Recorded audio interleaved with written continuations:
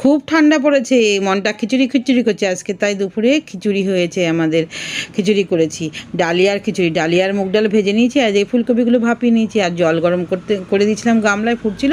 তারপর ডালিয়া ধুয়ে মুগ ডাল ধুয়ে দিয়ে দিলাম, আর যে হাফ সেদ্ধ হয়েছে তখন লঙ্কা আর মটরশুঁটি দিয়ে নাড়াচাড়া করে সেদ্ধ হতে দিলাম আস্তে আস্তে। আর এই গাজর আর ফুলকপি তেলে ভেজে নিলাম হালকা লাল করে।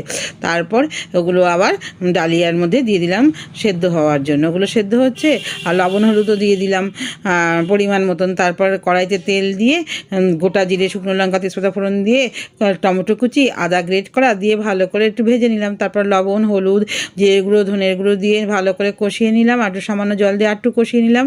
তারপর যে তেল ছাড়লো, তারপরে মশলাটা আমি এই ডালিয়া সেদ্ধ হয়ে গেছে এর মধ্যে দিয়ে দিলাম, খিচুড়ির মধ্যে, আর ভালো করে নেড়ে চেড়ে তারপর একটু ফুটিয়ে নিলাম। তারপরে ঘি, সবশেষে ভাজা মশলা, ধনেপাতা দিয়ে রেডি হয়ে গেল খিচুড়ি ডালিয়ার। ডালিয়ার খিচুড়ি কিন্তু দারুণ হয়েছিল খেতে।